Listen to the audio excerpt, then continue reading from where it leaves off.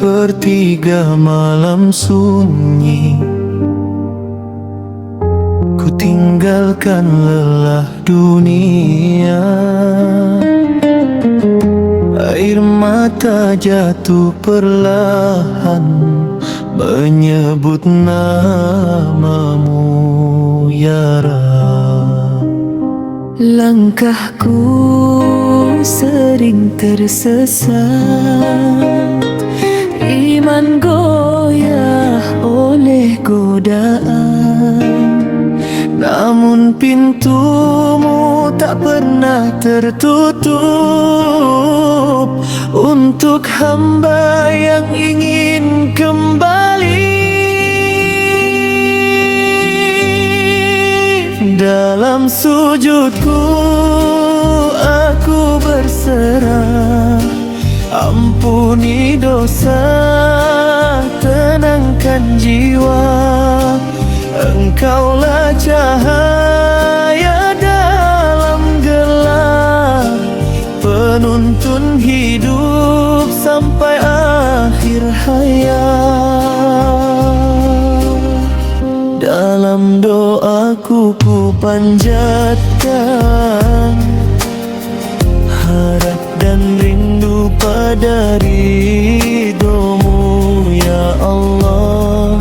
Jangan kau jauhkan hatiku dari jalanmu. Bila esok tak ku temui, ku titipkan iman di dada, agar tetap menyebut namamu dalam setiap hembusan nafas. Dalam sujudku aku berserah, ampuni dosa, tenangkan jiwa.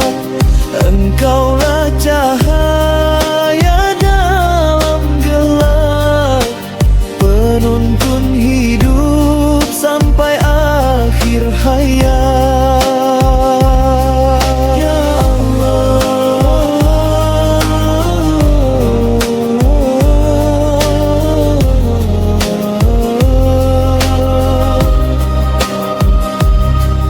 terimalah doa ini hingga akhir waktu. Amin. Dalam sujudku aku berserah, ampuni dosa, tenangkan jiwa. Engkaulah cahaya